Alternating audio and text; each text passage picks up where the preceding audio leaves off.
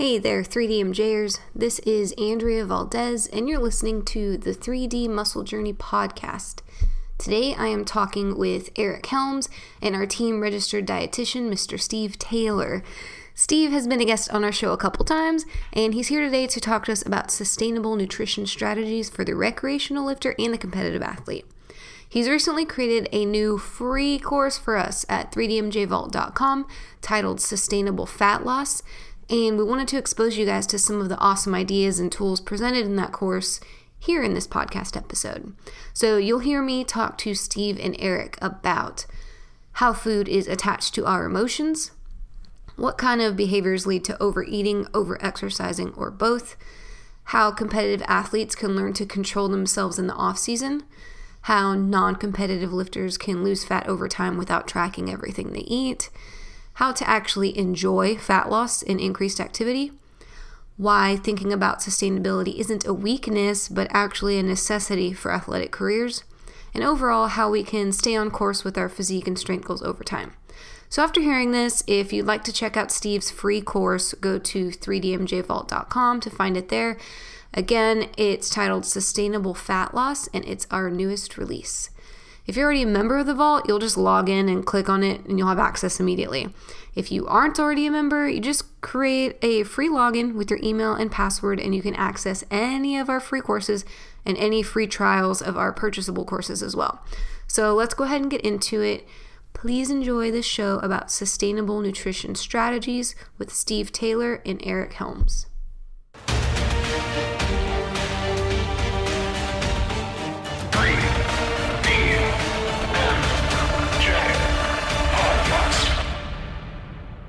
Steve, thank you so much for being back on the 3DMJ podcast, man. Thank you for having me. It's a pleasure to always talk to you. Our registered dietitian with your magical certification, accreditation. You have letters after your name that make you a powerful force to be reckoned with. And so we've got this really cool course that Andrea just introed. And I think it's awesome because at least in the bodybuilding and kind of online nutrition space, we've gotten so focused on quantitative things that maybe we've not talked enough about actual behavior change and the development of habits.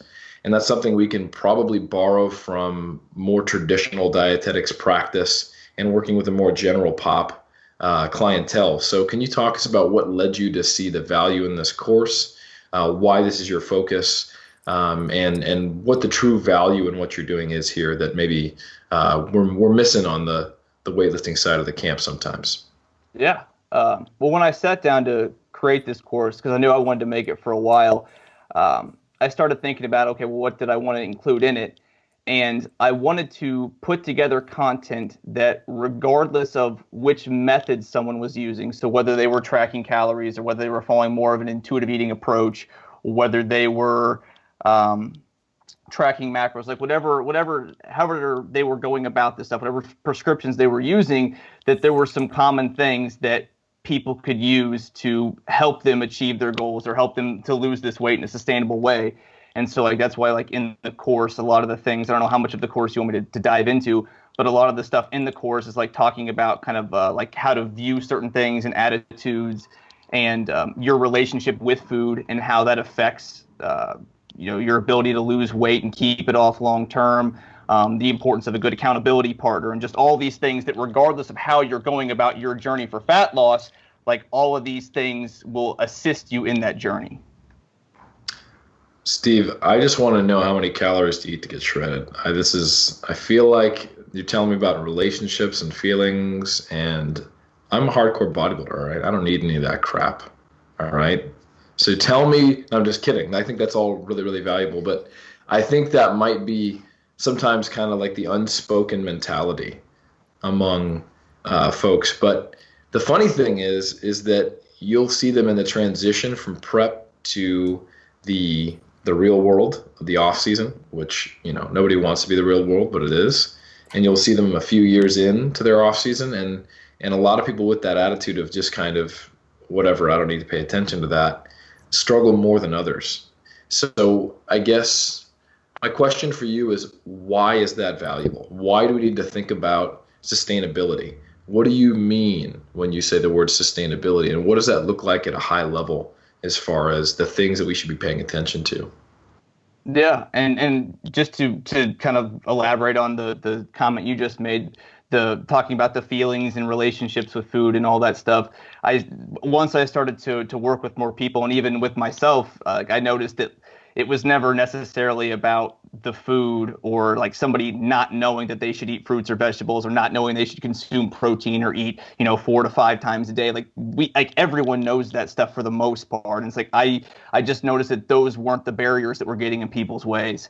It was they either had they either had an attitude that was like, hey, if it's either this way or no way, or it was they were, like I said, using food to serve other purposes besides satisfy their physical appetite. So they would eat when they were stressed, or when they were bored, or because they were lonely, or they were following prescriptions where they were trying to eliminate an entire macronutrient that they loved. Or it was just, it tended to be that it was never about like they didn't know how many calories to eat, or that they should eat less calories, or that they should move more. It was the other things that seemed to be the barriers that were getting in people's ways. And so that's why I tried to include more of that stuff in this course, versus just being like, hey, this is protein. This is what protein does for you. Like, this is fat. This is what fat does for you. Like, that's all great. And I think it's important to have a baseline understanding of all of that. But like when it comes down to practice, like you can know the science of nutrition, like you can know all of that stuff in the world, but that doesn't necessarily mean you're going to be successful in losing weight and keeping it off long term if you don't know all the other stuff that goes along with it. That's really well said, Steve. And I think like the folks, and I've been in this camp myself, who focus entirely on the X's and the O's of nutrition. Their attitude often when they slip up or can't follow it is, damn it, I didn't like, just need to harden up, or that was just, okay, well, I didn't adhere. Now let's get back on the nutrition plan. And it's kind of like the only thing that's important is what's the plan, what's going to produce the rate of weight loss I want and get me where I want to be. And these annoying periods where I screw up and go off the diet are just these, basically someone hitting pause or rewind, and I got to start over. And it's frustrating, but I'm not going to give it no more focus besides being angry at myself. That's the only response I have. And I think what I really like about your course and your attitude is that you're asking people to explore the why behind that, and to place value in it, and to see, hey, this is actually where the gold is. Like you said, everybody knows to eat a protein serving at every meal 4 times per day, and then fruit and vegetables produce a deficit and lose body fat. But not everyone knows what to do with when they slip up, besides go, all right, that was bad, I'm not going to do it again. But that's not really a solution, Yeah. Yeah. Oh, go ahead, Steve. No, go ahead. No, I was going to say one of my favorite parts that you talked about was creating starting your journey in a way that you want to keep it. I know I'm saying that wrong, but envisioning how you want your life to be, and rather than being where most people say, what's the best way to live for my goals, and I'm going to live that way, you say, no, how is your life actually? How is work? How much do you like to travel? Do you go to your friend's house? How do you want your life to be? And then within that is how you create your game plan. I thought that was like a huge deal. And that's one of my favorite things, with my clients, is when they have something coming up, I'm working with a guy who plays baseball. And so it's he travels every Thursday, Friday, and Saturday. And it's I love the process of okay, let's game plan for when you travel. And then when we have our call or check in the next week, it's let's reflect on how things went. And then let's how can we do it better the next time? And I love that game planning, and then the reflection on how things went, and then how can we do it better the next time? And because it's really a pattern, right? And it's once you understand the pattern, then every time you travel, you're gonna know how to get resourceful and how to achieve your targets. Once you know how to do it. And so, and I know I did it the opposite, and I think Eric has said that too. You see, what is optimal? And let me just ruin my life to fit the optimal that I think I should be all doing. Whereas you're just when we talk sustainability, it's the opposite. And I think that's huge for a lot of competitors. That makes a little more sense, I think, intuitively when you say, well, of course, well, if someone doesn't compete and has a 9 to 5 and blah, blah, blah. Like, it's easy for them to, like, I get that that makes sense and it's probably easier to maintain because they really have to go to the gym 3 hours a week or something. But it's our bodybuilders and our powerlifters and our competitors that make the mistake like I did, that are like, if I'm an athlete, I do all these things. And so then when I travel, when someone invites me out, when I have to drive home because someone's ill or whatever, it just like throws off my plan. And like Eric said, it's wasted time in my head. And that's not very sustainable. I was the same way. I mean, that's exactly what, like the way I look at my nutritional keys to success today, and when I'm 4 weeks out in 2019 versus when I was doing my first bodybuilding diet in 2007 are night and day. Yeah. Even though some of the numbers and calories were similar, and the physiology was the same or close enough. I'm not that old now, so it's changed a lot as far as my mindset. So it really resonated with me, and it was something I think I don't think the average bodybuilder who was experienced enough to understand that had the tools or the know-how or the experience of how to articulate that to me when I was a novice back then. But I think that's what's beautiful about this course and about your skill set, is that you are almost always talking to people who have a much lower level of nutrition knowledge and some pretty poorly established prior habits in your practice. And I think that gives you probably a broader breadth of communication skills.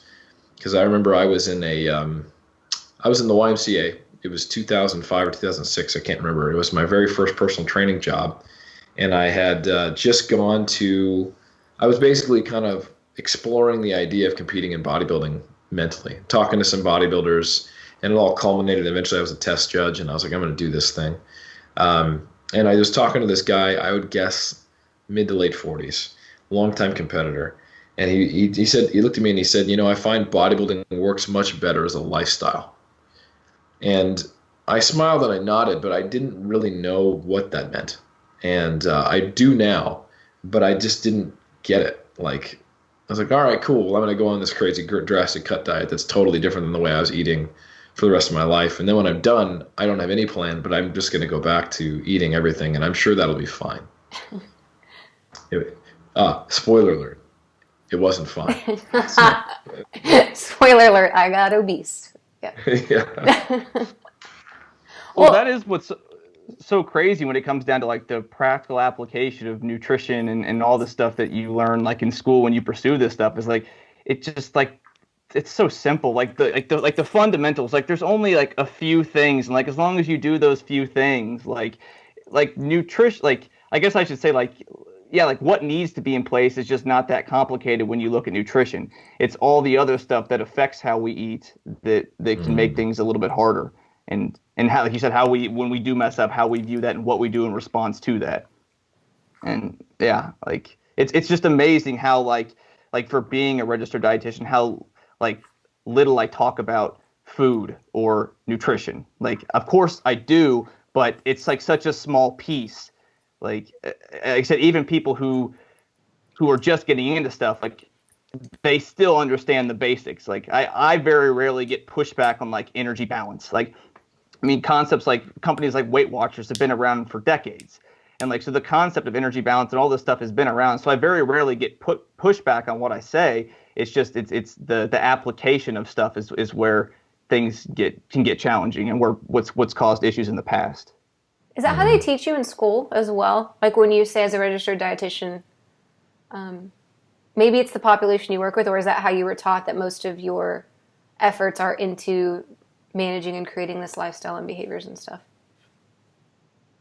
We were taught both. So I would say when I was doing more of the coursework, it was more on like the hard science. So like learning about medical nutrition therapy and learning about like human physiology and psychology. And it was learning about all that. But then it was like once I actually got to my supervised practice, when I was like sitting in the sessions and watching like let's say a therapy session between like a registered dietitian and someone who has cancer, and how the dietitian can help the person who has cancer eat more food because they feel sick all the time because they're going through chemo.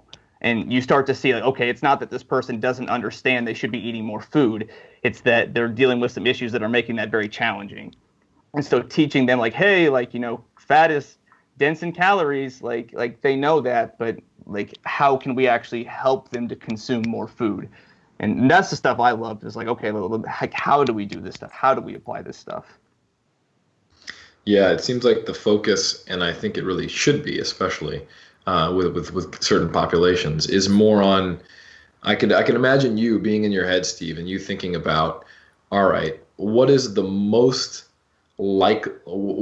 way of implementing this, communicating this, and setting up a system that is most likely for the person to stick to it? What's going to be the most likely to be adopted to become a change in their life? Like, what's the pace that I should be delivering it? What's the level of detail I should give? What are the tools I should provide them? It all comes down to, how do I maximize the uptake and likelihood of adherence and them understanding it and implementing it? And I think the focus in sometimes sports nutrition and in our little corner of the world and like bodybuilding nutrition is very much, how can I maximize fat loss and maximize lean body mass retention or gain, and with almost zero discussion of the rest, with kind of this just assumption that fitting it into your life is fine, like whatever. Like if you care, if you're a bodybuilder, you're going to do it. And I think that's all fine until it's not, when you're in a position where you have to make a large change, or when you realize that you don't actually want to dump your entire life just to be in service of bodybuilding. So yeah, I is that an accurate representation of where your headspace is at and where you spend your creative energy and your collaboration with clients? Absolutely. It's more so like, what is like the minimum amount they need to know to be able to do this stuff? Because I found initially, if I try to just like give someone too much information, like it's easy to get lost in the details and like miss the most important stuff. And so it's like, what do they need to know? But then not just like overwhelm them with a bunch of information. And that's why when I got down to it, is like how much they really need to know about nutrition just is not that much. Like, I mean, you just look at like you said, like the summaries of certain points and like what really matters, and just some general ideas for how to apply different prescriptions. But other than that, it's a lot of like how do we fit this stuff to their specific to their life. That's so opposite of most people, where they're like, if they just knew, if I just told them more shit, they'll get it, And hearing you say, like, I only tell them the minimum amount because it'll just flood them and confuse them. That's just funny. That's so the opposite of, I would say, like 90% of the fitness industry. Oh, I just gave them, if I gave them enough diagrams and memes, they would figure it out. Right? And the thing is, daily content of the same content, but different ways in complex infographics. That's the only way they can learn. They just need full days of eating. That's it. Mm-hmm. And then they would get it. Whether they should have 55 carbs or 60 carbs, like it's the ticket. And what I found is like for the most part, like a lot of people don't even care about like the information. They're like, I just want the result. So then it's like it's just like they're not even asking for all the infographics and stuff. So on my end, it's like, okay, it's like it's also trying to find that balance where it's like, okay, like I don't want to like give you a bunch of information that, because you don't need that, but at the same time, I do want you to develop a certain level of competence so that way, like, you understand why you're doing certain things. So like when I start with someone, like giving them like we always, like everyone who's listened to this podcast has been like beat to death with flexibility. So like I won't touch on that. So it's like I found that like I also can't let someone be too flexible, especially to start off with, like giving them some structure to start off with, even if it's not a long-term structure, just a little bit of structure, a little bit of guidelines can help. But when I do that, I explain the reason why we have that structure. And so that way they understand that, okay, like this structure isn't the goal. Like the goal is we're trying to get in this amount of calories or whatever. It's just this structure does a good job of curbing my appetite and fits well with my life and gives me balanced energy. And if they understand why the structure is the way it is, then they can create their own structure in the future, because they know that structure was created around certain principles, and that structure isn't like the structure they have to follow forever. Yeah. Man, I feel like structure is like and I'm speaking from a bodybuilder's perspective right now. I feel like, or strength athlete, I think this would apply. Like creating the scaffolding of your diet or like the baseline diet or whatever the heck you want to call it, like the skeleton of your diet, of your nutrition plan it's like almost everything. And that's something that was really lost by the If It Fits Your Macros community of like, whatever, just hit these numbers and just freestyle it. But man, so for example, like I think I have like a post-workout shake and 4 meals per day. And that's like my template of what I do. And in prep or in the off season, that is still there. It's just I've either added discretionary calories, swapped things out, or increased the frequency of eating out and replacing some of those meals. And then when I travel, I have another set of ways of modifying that structure. And it's like I have like these preloaded like, cartridges of just what I do, and it eliminates all these decision making. It's like the hardest decision I have to make is like, well, do I want to have tuna or like egg whites tonight during prep? And, in the off season, it's more like, what do I want to have with my eggs, not egg whites, and with my tuna in terms of, fat and carbs, or do we just want to go get fucking pizza, And Fucking pizza. For me, fucking pizza. So for me, it's just like, it just feels, it's not like I remember feeling so lost after my first season. And just like I was overwhelmed by decisions and overwhelmed by desires, really, and cravings that were running amok because they didn't have anything to cling to. And it's not like I won't have those same cravings post-show this time or anything like that, or even during the diet.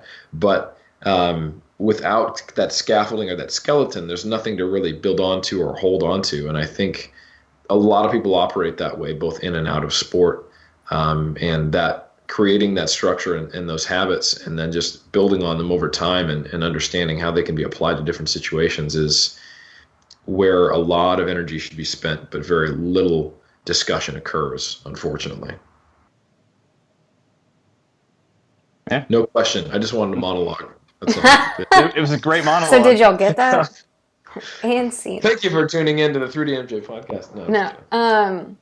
Well, I imagine, like you said earlier, Steve, that you don't get much pushback on like the basics. Like people know you need to eat less if you don't want to be bigger, But I would imagine that maybe the pushback you get would be, I know you're teaching me sustainability, but like I want it now. Why can't I just do it now? I'm like, does that happen, and how do you deal with that?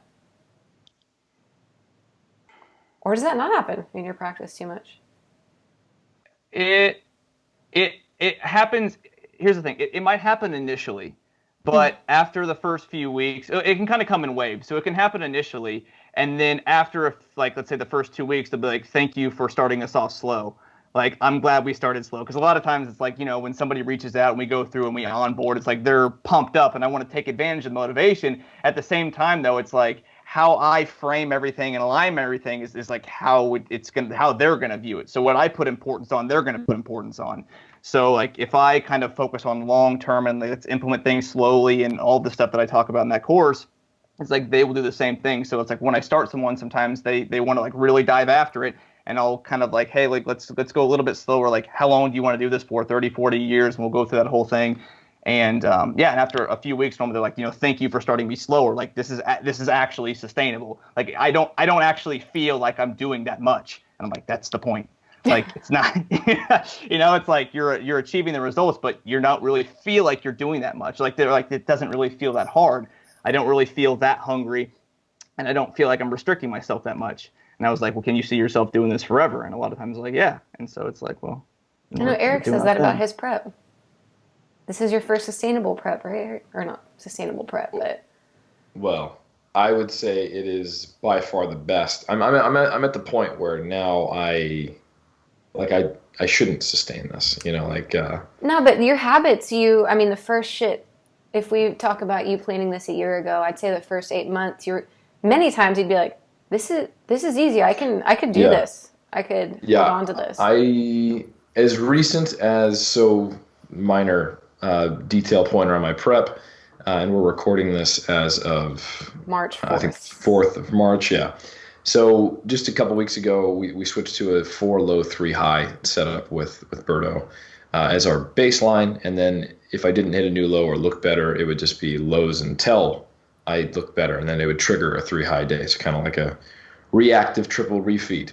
It's going to be my Good next title. ebook. Yeah, yeah. But anyway, on I think the second, it might have been the third day of the refeed, I looked over at Barb and I was like, if you transported my mind, like this body into my body in the off season and how I felt, I don't think my brain would notice the difference. Like I don't feel fucked up, and that it kind of rocked my world. And then only a couple days ago, Barb looked over at me, and I was looking really shredded. I think I was taking some shots for Berto, and she was like, "I really can't believe how easy this has been." And it's not to say it's been easy, but it's been relatively way easier than any other prep. And I think a huge part of that is that I'm not. It's just a very different mindset. Steve, you were talking about how the goal is to get the person where they're not thinking about it, and it's just their life. They're just operating that way. And so much of what I'm doing now was what I was already doing. Like, while the physiology is drastically different when you're in the off season versus the depths of contest prep in only a week out or so, man, the habits and the behaviors, I think if they look really similar, that just makes the whole process easier as far as there being less decisions, as far as there being more mental free space to do things, and just less anxiety. And I think, especially with experience, is another part of that, Andrea. Like, this feels easy because I also know what's coming ahead of me, and I know what to do when I stall, etc. I think it would be a little more stressful if I wasn't experienced. So it's not just the method, but yeah, having that that behavioral similarity between prep and the off season for a bodybuilder is really important. And I don't say they should be the same, like you should stay shredded all the time, but I think that whole mentality of I don't need to be doing something, I need to set up an environment around me with my nutritional habits is contrary to the way most bodybuilders think. Like, what am I going to do with my nutrition? I'm going to read this new article. I'm going to read about carb backloading. I'm going to read about the low carb diet. I'm going to read about cyclical ketogenic dieting. I'm going to read about waxy maize. I'm going to be always doing something with my nutrition and trying to find what's optimal and change it and make it better. And I think that actively prevents you from creating sustainable habits, and that actively makes the process of dieting and gaining weight less efficient, more stressful, and at the very least, just less fun, in my opinion. Yeah, because you end up always questioning your current protocol, because then you read this new thing and you're like, oh shoot, I'm not doing that, and that looks pretty cool. Like, let me start doing that. And it's like every week or two, like we end up changing what we were doing. And so, yeah, and like you were saying with like how like this contest prep is different compared to previous contest preps because you know what to expect. Like, I found the same thing to be true. Like when I look at like life events when I'm working with a client, like each time they travel, it gets easier, or each time they have a company luncheon, it gets easier, or each time they go on vacation, it gets easier, because it's like they've had experience and exposure to that environment before, and they handled it well, and they hit their targets, and they had a great time. And so it's like each time it gets easier and easier for them until like pretty soon, like there's no stress around it at all. They're able to have fun and hit their targets or however we're doing things. And yeah, it's just very similar to when you were talking about the preps, I'm like, yeah, it's the same thing when I look at like life events, like repeated exposure to the same life event.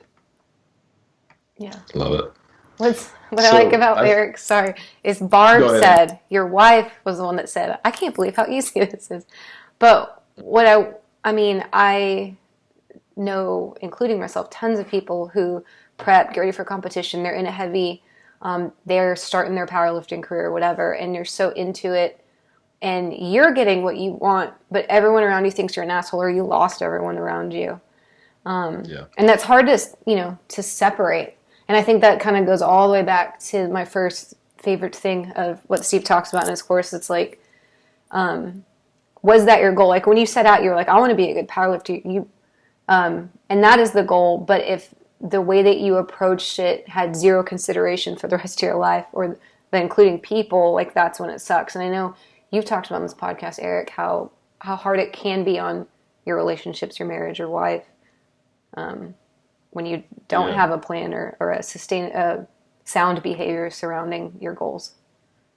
Yeah, I actually really like that we're doing this podcast because I think myself, Jeff, Berto, Brad, all of us at some point have paid respect to or said something about like, hey, you should be able to prep with no one knowing except for the fact that you look leaner, right? Or that's the goal, to try to minimally affect those people around you. Like, don't be the dude or the gal who guilt trips someone for having a dessert when when you guys are eating together. Like, have you no consideration of my choice to compete in this strange pageant sport when other people in the world don't have access to food? How dare you? Like, shut up, or people are just constantly complaining about how tired they are, how hard it is, or just making a production because I'm in prep and the world needs to know it or change around me or consider the fact that I'm doing this. I think the opposite of that is what we've been promoting. Like, hey, you should have a stealth prep. Not that you're not sharing on Instagram or not proud of it or you aren't promoting it, but you shouldn't be affecting the lives of other people around you. They shouldn't have to change their behaviors, or should only be minimally so. And so I think, so anyway, getting back to what I was saying, what's cool about this podcast is that we're actually discussing like the nuts and bolts of how that might actually happen and your course even in more depth. And I don't know if you think this is a good time or if I'm jumping the gun, but I'd like to hear some of the kind of the high level strategies, some of the things that you actually do and implement to get people to start making these kind of changes, and what are some of the main foci, if you will, for people who, when you work with them. Yeah, and I guess maybe before I answer that, there's just something that along the same lines of what you just said, which I don't know, I just feel like it's important to mention it on here because I've run across it a few times, and that is like, let's say somebody is making these sustainable changes and they're losing weight and they're feeling better and they're looking better and all these things. It's like also being sensitive to in a different way, like how that's affecting their spouse. Because like if you have two people who were, let's say, both living an unhealthy lifestyle and were both kind of unhappy with how they looked and how they felt, but they were kind of like doing it together, and so it wasn't a big deal. But then one of them starts to pull out of that, and like now they're looking better and feeling better, and all these changes are happening, but the other person is kind of still stuck back here. I would just say like being sensitive to how what you're doing is affecting the other person, and trying to notice if they're giving you signals that like they're kind of interested. Like maybe they're not going to outright ask you like, hey, like I want to do that too.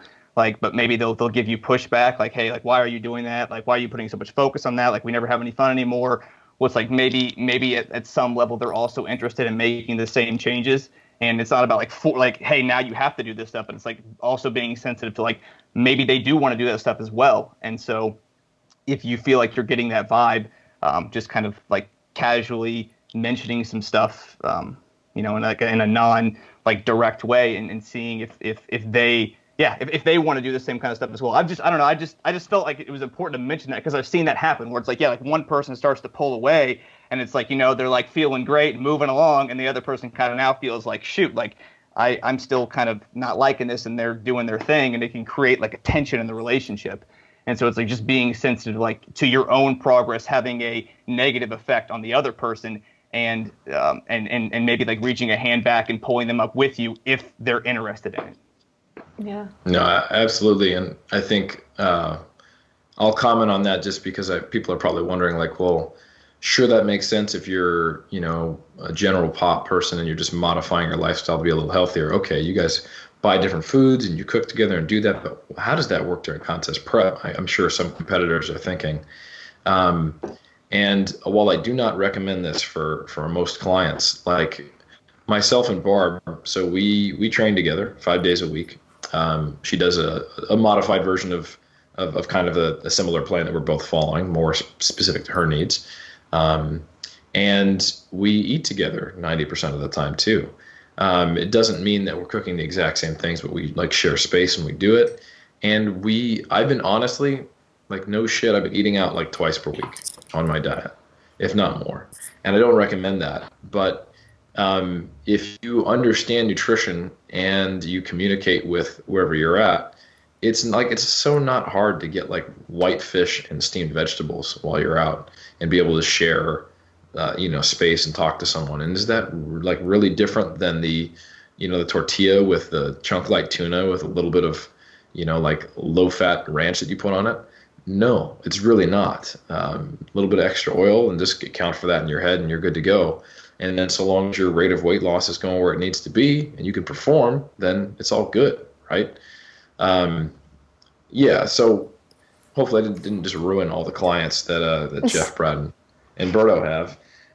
Eric said I could go out every day, twice a week, he said.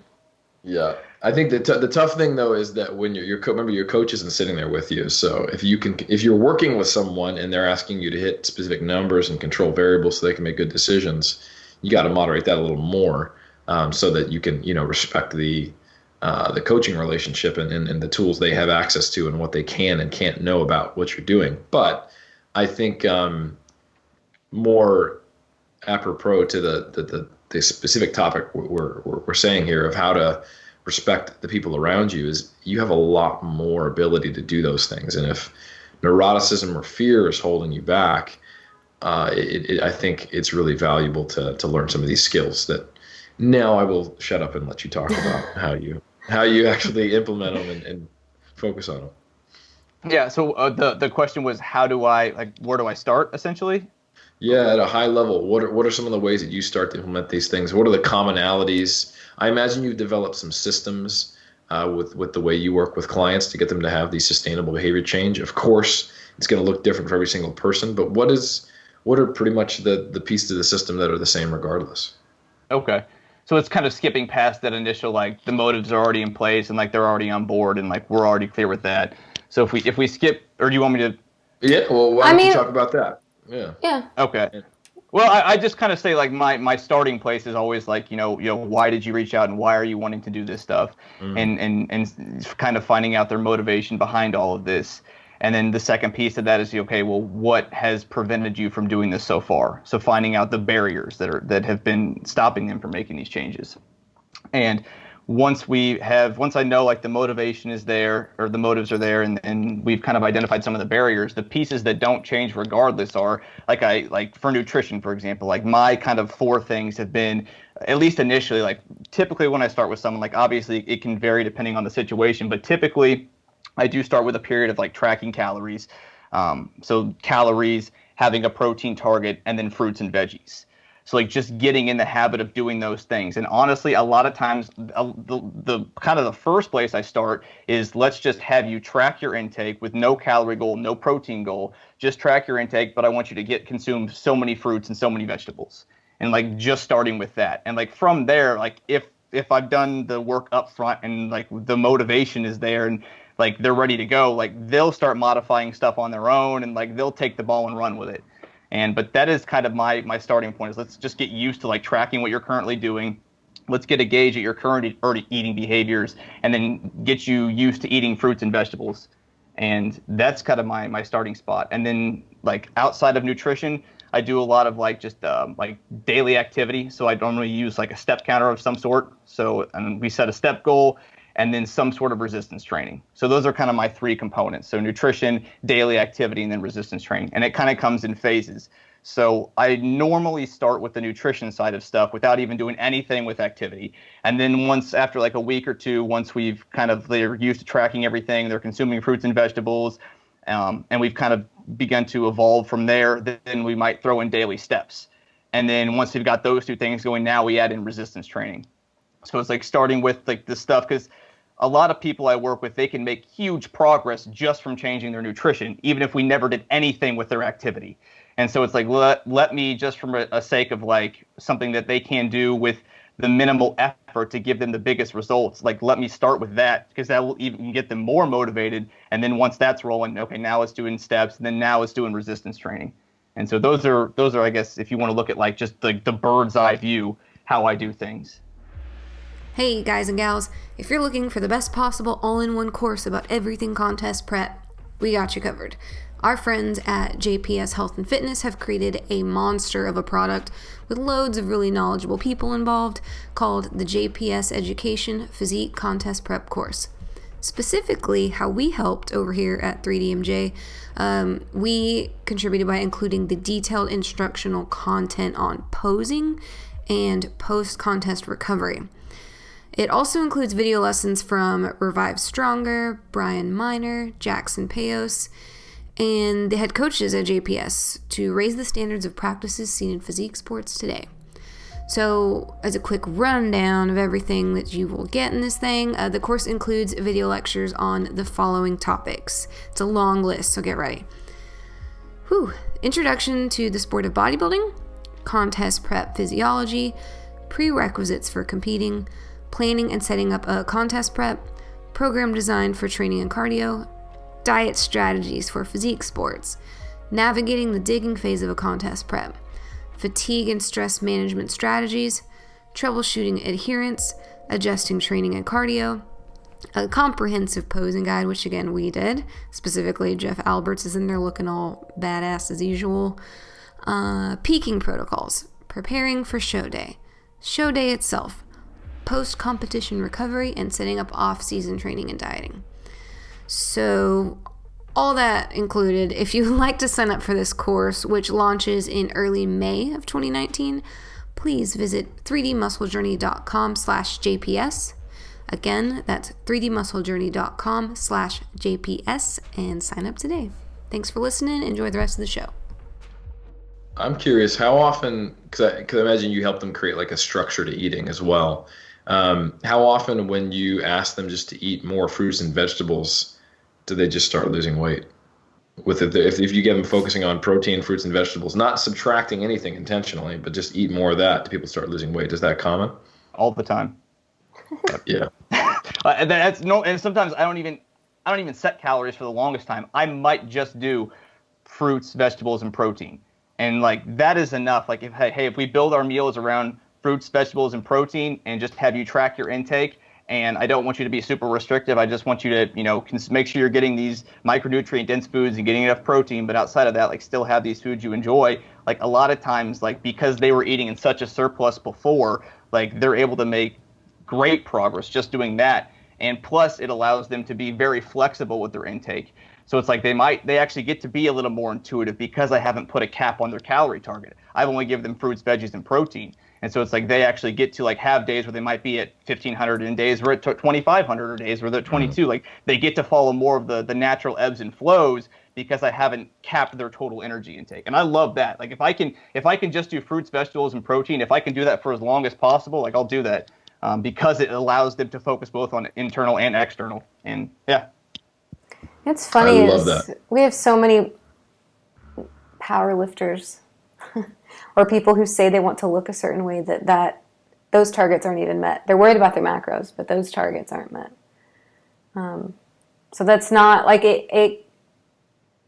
I guess this course and this conversation could sound very, well, I'm past this. I've competed before, or I've been training for a long time. But man, these principles and these habits. I mean, I think almost all of our athletes could use them. I know I could. There's shit I could do better. And it's more like like you said, the way you think about it all. Like you said, Eric, my body comp might be the same as it was in another prep, but like my life is different. The way I feel about it is different. And I guess maybe if we did tracking and nutrition, all that stuff, chapter 1 of your course, whatever, and then the next one I think is where we talk about emotions. Is that right? Mm-hmm. And again, that's if you could go into that as like another high level, your foci, things, strategies within that chapter of this course, because the emotion management I think is another thing that we've just missed across the board as competitors, as athletes, as lifters, as Gen Pop, as people who want to have a healthy family, like shit like that. Yeah, I guess so. Looking at it in two ways is looking at the reasons like why people are eating, and so the main like I guess the crux of that chapter is right like eating affects how we feel and how we feel affects how we eat. So it's like if we're gonna make decisions that support our health and long-term goals, like we have to take care of our mental state and our emotional state. And so what I have found is that a lot of times people I've worked with and it happens with myself as well and everyone, like we overeat not necessarily because we're just physically hungry, but because like we're feeling a certain emotion, and eating is a good way to cover that up. And so like one thing I love to do is help people create alternative patterns to get out of that emotion that aren't food. So if somebody is anxious and every time they're anxious, they eat, to stress eating, right? Like every time they're anxious, they eat. So instead of eating, like, okay, well, can we go for a walk and listen to music and do something like that to change our emotional state? And so I love doing that. And there's a ton of different ways you can do that. And I'm not going to think that course outlines a bunch of like different potential things. Mm-hmm. And but that's the general idea, is like, okay, like you're feeling a certain way, and food has now become the vehicle to get you out of that, which is like you really don't care about using food. Like that's just the vehicle you've chosen. But what's great is like there are plenty of other vehicles we can use that aren't food.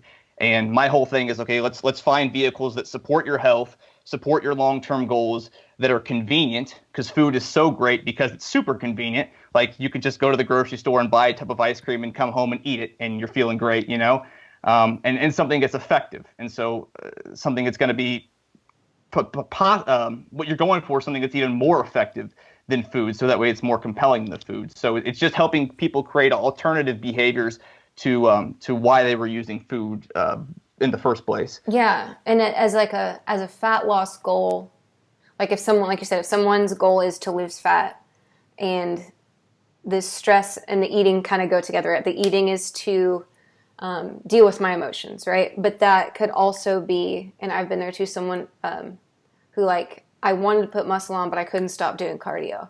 And it's like, well, with cardio makes me feel good. It makes me feel like I'm doing something. Like you said, it's getting rid of a negative emotion, right? And so I think, like I said, that any behavior that you do, whether that is exercising too much, whether that is eating too much, whatever it is, whether it is skipping the gym or whatever, like you said, you're doing these things that are counterproductive to your goals because you feel like shit about in some other way. Like you said, stressed, anxiety. I think you said lonely. I can't deal with my boss. I hate my job, blah, blah, blah. So I'm going to eat. My kids piss me off. I'm going to eat. Or I'm not as thin as I want to be, so I'm going to go work out. And like you said, if you can replace these knee jerks with something else that you enjoy that is in alignment with your goals, that can get us moving forward. So like I said, it's like every time I hear you talk about something and it's in the regard of, and this is within this course, which is about fat loss, I see it in like all the other ways. Like, it's my favorite thing to do, by the way, is like, oh, I realize that he's talking about this, but how could I implement that in like every other area of life, or with all of our athletes, or in my business or whatever. And so, yeah, I encourage anyone who sees this free course that whatever it can help. Maybe you're past tracking, and maybe you're past looking the way you want to look, but there's a lot of other ways that the way you framed the information really helped me. So thanks, man. Yeah. And like from that point, just kind of like tying it back to the beginning, and then I'll continue with that, is like when I looked at, okay, like what is keeping people from like what has prevented people from losing weight and keeping it off long term, it's either been they don't value it enough at this point. Like the value is inherent. Like at an intellectual level, like everyone's going to say, like, do you think being healthy is important? Or do you think like being healthy would benefit your life? Like I can't think of anyone who's like, no, like being unhealthy is better. So it's like they either at this point just don't value it enough. And so that's why my initial thing is always focusing on the motives. Like how can we get that stuff aligned? Because that's going to drive everything we do. And the second thing with that is in the past, they've been using food as a vehicle to meet different needs. And so like I said, they're feeling an uncomfortable emotion and they're using food to change how they feel, or they're lonely and they're using food as a friend. So they've been using food as something else besides to satisfy their physical appetite. And the third thing is they've been using methods that aren't sustainable. They just haven't come into contact with methods that are going to work for them long term. So it's like if I focus on those three things, if the motives are there, if I've replaced the way they're using food, if it's literally now just to satisfy how they like their physical appetite, and I've changed how they see food, or more so they've changed how they see food, and we've found methods that work for them long term, and we've applied those methods in a way that is going to be sustainable long term, like the rest will take care of itself. And yeah, I don't know, those are just, that's kind of what got me on this whole thing. I was like, but the more I started working with more people, I was like, it's not about like nutrition. Like, people know nutrition. Like, you can read one article and get all the information you know about how to lose weight, but it's like, how do you apply that? Like, what else is like, what is preventing you from being consistent with applying that and hitting that stuff? Yeah. And like, and it takes a lot of thinking. Like, it sounds great. It's not that you just haven't. A lot of people, like Eric said, like, you think you're doing good or you think you're doing bad, but you don't think about why or how. Yeah, so nutrition as a practice, or being very cerebral, I think we forget sometimes that it's like, it has a lot to do with your decisions, which have a lot to do with how you feel, which has a lot to do with your whole life. So yeah. Because I even use, like, let's say if we are talking about, like, let's say eating behavior specifically, like, having a way to, because if you're feeling a certain way, you're going to be more likely to make a decision that is spontaneous and that might not serve your goals. So like the example I use in the course, I think I use in the course, is like, let's say you're driving home and like you get stuck in traffic for 2 hours, and then you walk in the door and you're pissed off and you're hungry. Like, if you walk into the kitchen in that state and choose what to eat, like, the chances of you choosing something that supports your health and long-term goals and using like your MyFitnessPal, like, no way. Mm-hmm. Like, the chances are very, very like slim. So it's like, but what if we walk in the door, listen to a peaceful song, spend 3 minutes, or watch some bloopers of Seinfeld, or like a little skit of SNL, and you just put your full focus into that for 3 or 4 minutes, use that to change your mental state, and then walk into the kitchen and make a decision. Like, you are much more likely to make a decision that's going to support your health and long-term goals, and just by taking that 3-minute period and just like refocusing yourself before you make the decision. So I do a lot of that stuff as well. That's so funny. And most people wouldn't think, like, I'm fat because I eat when I'm pissed off. Like, how do I replace being pissed off? Like, it's like you're pissed all the time. Is it, like, as an issue of like why you're not getting to where you want in your physique, which is like super, again, counterintuitive. It takes a lot of thinking and reaching. Yeah. And there's two ends of the spectrum there to approach too. So you can focus on the, how do I put myself in a better position to make decisions? And you can also say, all right, how do I make less decisions or have decisions already made for me? Because you can come home and be angry and you open the fridge and you've already got dinner prepped. Yeah. Or you can come home and there's 3 options. Like the I'm annoyed, I don't want to deal with life fast option is you grab like a Halo Top ice cream. And then like, how bad can it be, right? You know, like, I think that's another very interesting approach to take is allowing it to only go so far. You know, I think, you know, there's while I do like flexibility, there's value in kind of having some quote unquote rules, like I don't eat in my car or I don't stop for fast food, period. You know, that if that's not on the table, then that you don't really have to make a decision. You have to decide to break a rule that you've already established, which actually feels different and is much less likely to occur even if you're mad. So I think, there's work to be done on either side versus what are my target macros for dinner? Yeah. You know? Well, and those tactics, like you said, that can go, if you keep doing like, because why, you know, like when you said you open your fridge and there's only good shit in there. Which goes back to like when you go grocery shopping, do you go when you're hungry and make stupid decisions? Yeah. Do you get it delivered so you can't just see shit on the aisles? There's like a lot of ways to go about that. And then another one that comes to mind, which has nothing to do with this course specifically, but I know it's one of my favorite videos you did see for our YouTube channel was like learning your hunger scale. Like when you come home and you're driving for 2 hours, why didn't you have a snack in your bag? Like keeping, you could talk more about it, but keeping your hunger within certain ranges then also prevents this. Can you talk about that strategy of your scale? Yeah. Just very briefly, like if I look at hunger and you were to rank it from 1 being like ravenous, like as hungry as you've ever been, and 10 being totally stuffed, like a strategy that I use and that I share with a lot of people is like keeping yourself between a 3, which is just a normal level of hunger, and a 7.5, which is just a normal level of fullness. And if you kind of hang out in that range, then if you don't dip below into, let's say, the 2 and the 1.5 and the 1, like you're like, once you kind of get to that lower end of the range, like all kind of like thought about being in line with your goals and making good decisions and all that stuff goes out the window because you're hungry. Yeah. And I say yours and like us or all of us, like, we make decisions or like we don't really care about our goals anymore. We're just starving, and we're much more likely to overshoot where we would normally stop a meal. But if we kind of have that range where, and this is where it becomes more of that intuitive thing, like once you like feel like, okay, like I'm at a certain level of hunger where if I don't eat now, I'm going to get ravenous and then I'm going to overeat. Yeah. So it's like once you feel like you hit that lower range for you, before you go too far, like have something to keep yourself in that range to help you make better decisions and not overeat. Yeah. So it's like this combination of having the go-to tools that you just talked about mentally, and then having it coincide with, I guess, what Eric kind of said, like your environment, and making those align. Like me, like I am 100%, and you guys have hung out with me, I always have snacks with me in every bag, my gym bag, my purse, my whatever.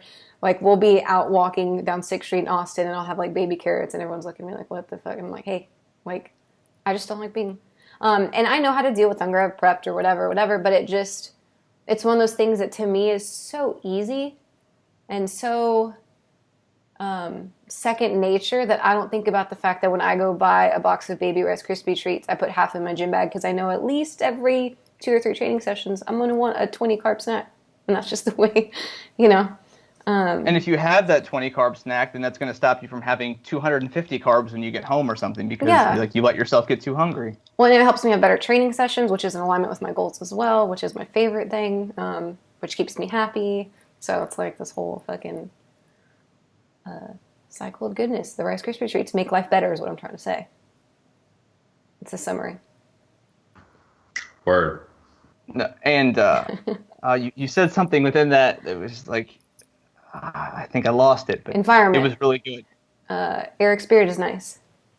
Yeah, that's what he was going to say that. Oh, that was it. Yeah, Eric's beard.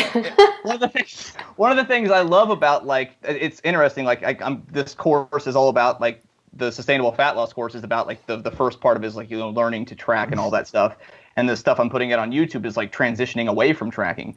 But one of my favorite things about like not tracking has been, now I will, let's say, have baby carrots or an apple, where when I was tracking, it was more of like, no, I only ate if there was like protein in that meal. And I was like very like, because it was like, now I had to track everything, and it was like too structured. Or now it's like, if I'm hungry, I hit a 3, I'm like, let me just have this apple. And if I eat this apple, like that's going to hold me over for 2 hours. It's going to let me stay focused on my work. Mm-hmm. And then I can have my other stuff afterwards. Like, so transitioning away from tracking and has allowed me to be more flexible with my eating behaviors. So I don't know. Yeah. How that fits into this, but that was no, it does, because it like for me anyways, I know you guys know I tend to hang out on the higher side of stress most of my life. Not stressed out of my mind bonkers, but I'm always focusing on details, focusing on other people, over planning. Like that's just like how I fucking unfortunately live my life. But when I become, I guess when being in that like bodybuilder for life, prep for life mindset, that was easy. And I say that, and I always thought like it's so much easier to diet with all this rigidity than it is to just kind of willy-nilly live a life that's whatever. But after all the fucking years it took to get to, like I said, a place where I'm not tracking strictly or whatever, I don't know, like it goes into what you're saying, like it I'm still a pretty stressed out person, but it's not around the things that I like. It's like I almost made my fitness, my sport or whatever, just as stressful as like a job, or like as, I don't know, like I turned it into something that wasn't enjoyable, which I know you said, Steve, is like one of the keys to sustainability. It's like I was sustaining it because I was hard-headed and an athlete and blah, blah. But like once I let go of all the rigidity to it, I started to have as much fun as I did when I was like a 7-year-old in gymnastics. Like everything got a lot more fun. And it, like, I never have ever considered training less hard or anything like that. Like I never considered quitting the sport or whatever, but I guess I didn't realize how much joy I was stealing from this thing that I got into because I loved, because the goals were so hard and the way I was going about it was so hard. That was a fucking side tangent, but as I'm talking about this, I'm realizing that these things for sustainability aren't just in service of the goal, because I could do the goal, but it was more like it made me love this thing a whole lot more, that I'd always loved, but I just didn't realize that I was like sucking some of the life out of it, in the way that I was living, which I thought was in service of it, if that makes sense. So this is a therapy session for Andrea Valdez as an athlete. Sorry about that. I relate to that too. I think most competitors probably do, at some point at least, and hopefully for a limited period of time. Yeah. But yeah, it's so nice once you actually think about how do I adopt my nutrition to my lifestyle and my goals and create this unique plug and play system for me to create that nutritional environment so I can achieve my goals. Because then once you have it, then you get to strategize and game plan when you realize things should change. You know, a year from now, some research comes out, or you learn something about your body and you go, oh, I'm going to try to have a higher carb diet. Oh, what'll I manipulate? And then you just make a few small changes. And then from then on, going to the grocery store, you make one different purchase, and sweet. And I get to see how this works. And I think that is it's a lot easier to change a system when it's in place than it is to constantly change things. That's for sure. Yeah. Like I was saying, Steve, you, with the sustainability, like you harped on the enjoyment part of it. And I know I think all of us here talking are those people that we enjoy lifting. We enjoy physical activity. But what are some ways that you could make fat loss fun if you want this goal, but previously it feels like torture? Yeah, and looking at the nutrition side of stuff, or are you talking about exercise, or? Maybe both, because like you said, I'm going to butcher it. Sustainability is what plus what? Adaptability plus enjoyment, like being able to adapt and enjoy the process. Yeah, and so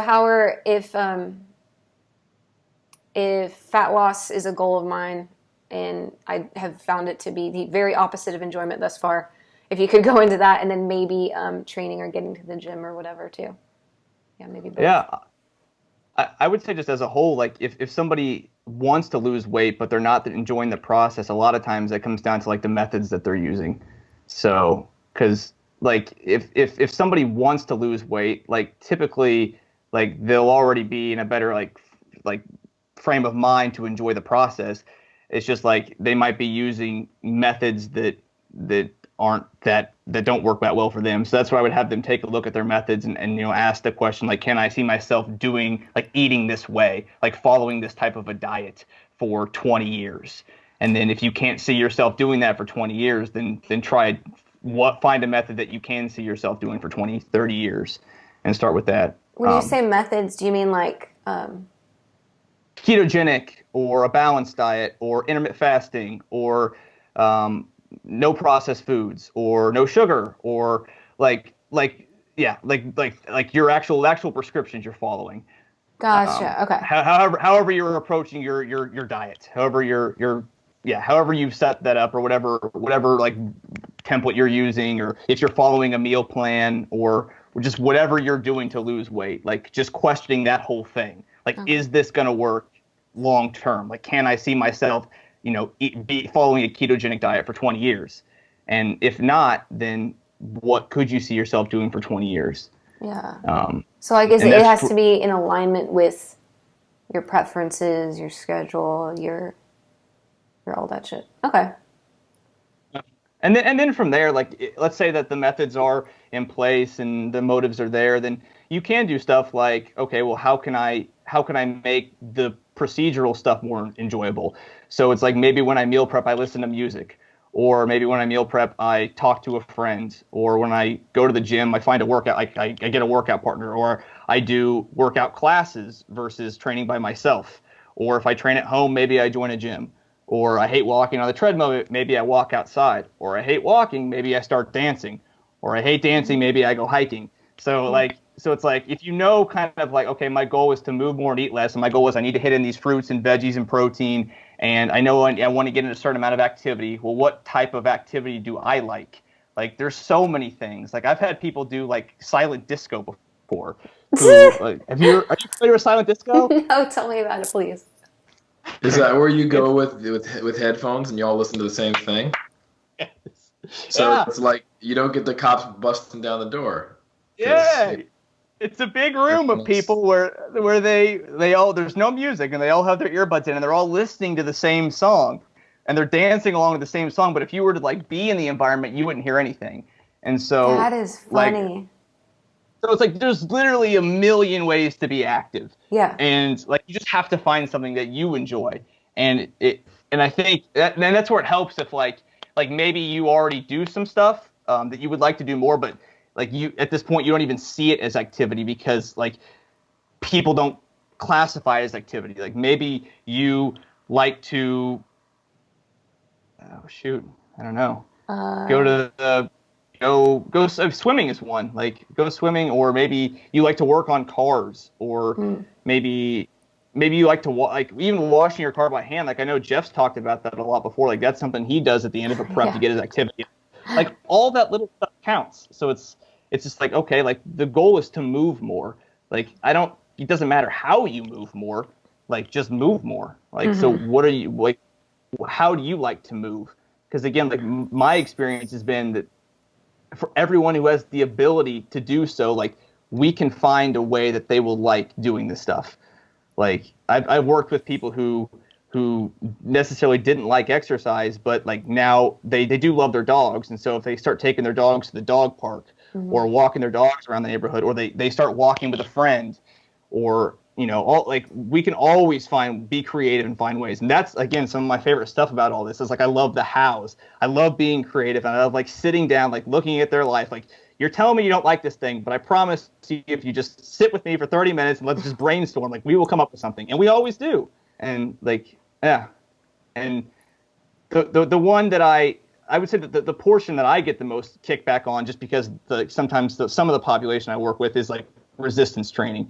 So the nutrition comes easy and the steps come easy, but sometimes it's the resistance training component where it's so foreign to a lot of people and it's out of their comfort zone and they don't see the value in it. Like that one is where I'd maybe do a little more education as to why, like the benefits of resistance training, because like up until this point, they've only seen resistance training as for people who just want to get stronger and become bodybuilders.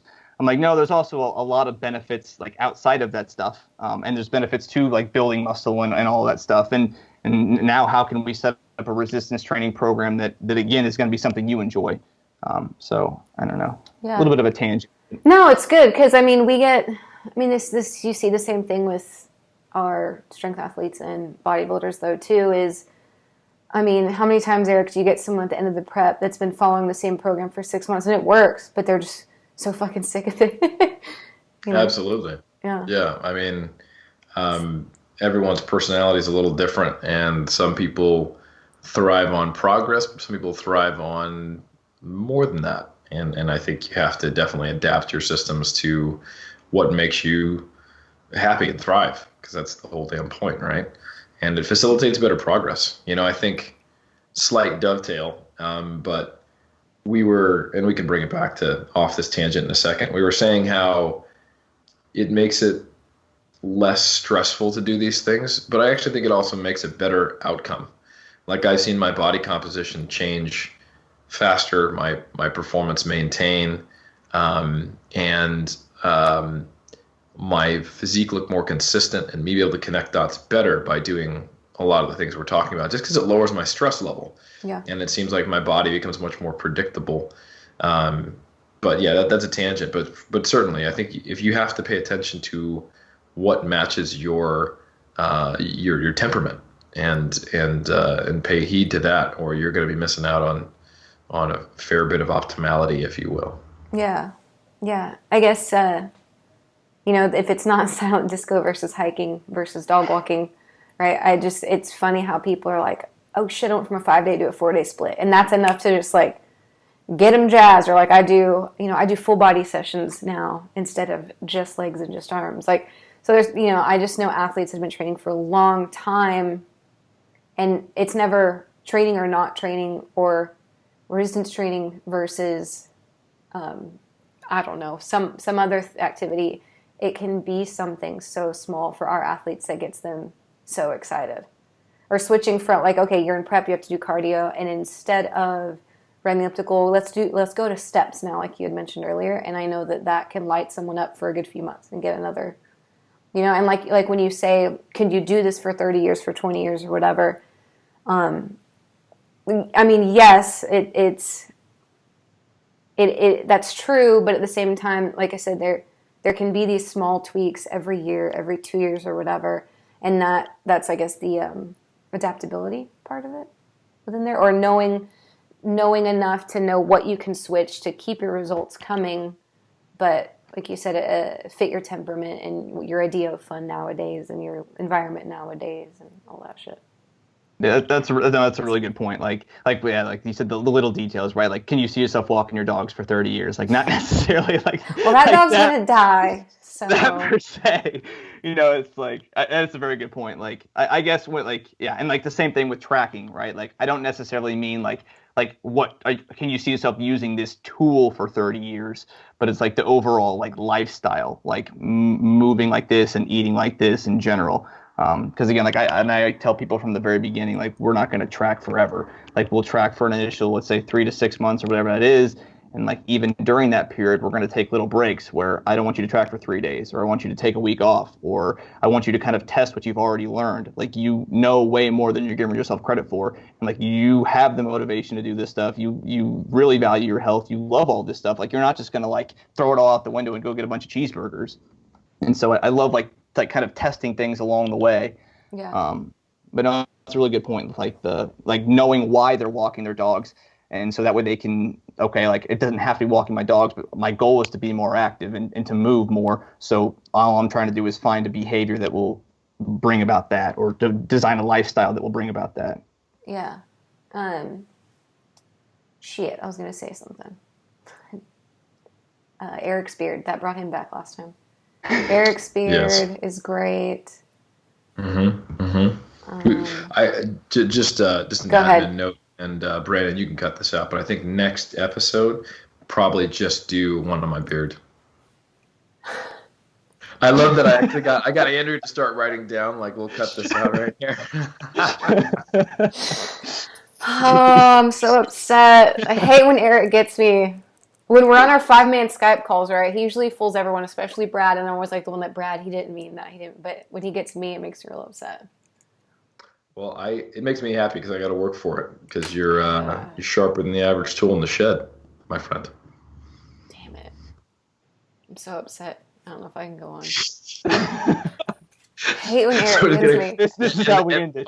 This podcast is no longer sustainable for me. I can't be a part of it. Too much negative emotion. Were you going to say something for real, though? No. Oh. He's like, that was for real. That was crucial. Damn it. No, Go ahead. Just playing while you're thinking of that, playing off of that. Go. Like when I am working with people who are like more in, like, let's say like the 3D community, and they love their resistance training and they are athletes. Like, the simple things that I found for adjusting is, here we go. As the simple thing that I found for adjusting are like the time of day that they train. I found that can really help. Like, if somebody's burned out on their training, like if they have the ability to train, if they've been training nights, like, hey, let's try to train in the mornings. And like sometimes it's something as simple as that, or adding music back into their training. If they've been going without earbuds, like, let's listen to music while we train. Like, sometimes that'll help. Like you said, switching from a 5-day to a 4-day split, or reorganizing their volume, or changing the location where they train. Like, if I'm working with a trainer and they personal train at a certain gym, like having like it sounds like, to some of my sound like a waste of money, but if you join a different gym that puts you in a totally different environment, that might make you like your training more. Or if you're working out at home, like, maybe go join a gym. And just like little stuff like that. We're still working at resistance training. We're still looking at the same amount of volume, same amount, all of that stuff's still the same, but we're just changing our procedure for how we're doing it. So, but I'll let you take the football. I wrote it, so it's okay. No, what I was going to say about this whole point, which you just kind of elaborated on too, is like you don't forget this shit. So like when you said you track 3 to 6 months and you have this thing or whatever, it's honestly, if you're paying attention, like the three of us could never look at a meal and not consider protein. Like we've just been doing it for so long. The three of us would never go to the gym and not lift. And like, I don't know, like what I'm trying to say, I guess, is that when we said that sustainability over many years or whatever, it's not like you make one decision and that's the only decision you make for 30 years. Not that it's not that easy and it's not that hard, right? Because to some people, it might sound easy. I make one decision now and I'm set for life because it worked. And to some people, them thinking I make one decision now, holy shit, that's permanent. I feel like shackled to it. But it's like when you have the tools to explore different options, it's like the broad thing is I'm going in this direction of like being healthy and looking a way that like I'm cool with.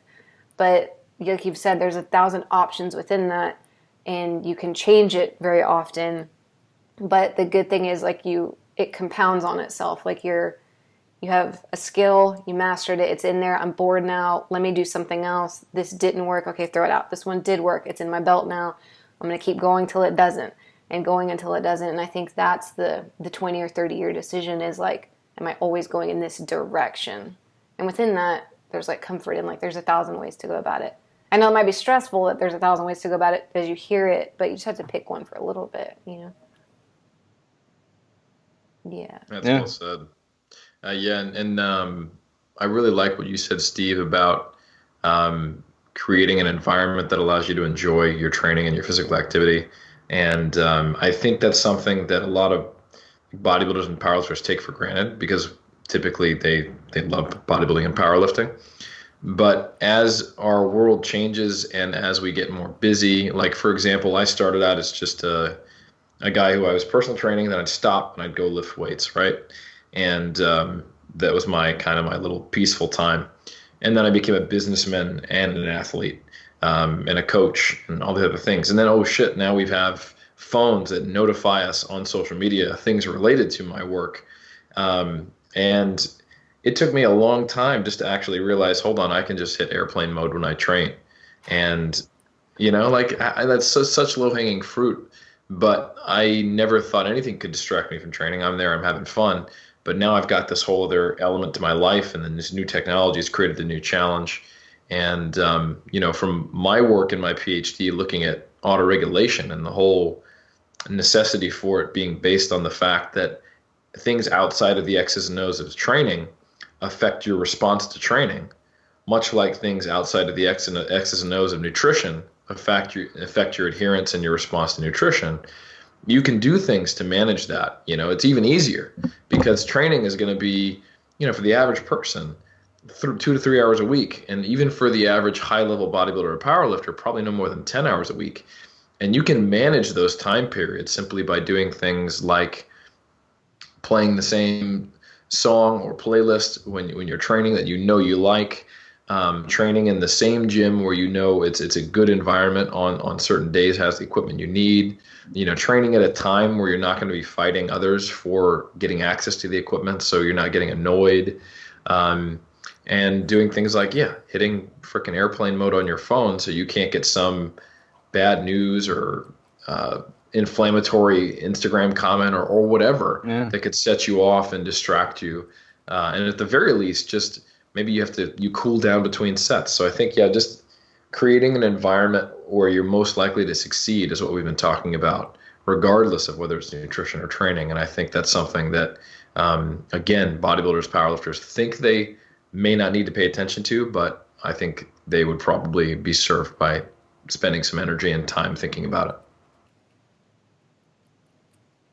Good point, Eric. Yeah. Thanks. Yeah, I guess just kind of along with what Eric said, one thing that I have found that helps make this whole process sustainable and that can keep us from getting like too eager for a certain goal is to have other goals that we're working on in totally different areas of our life.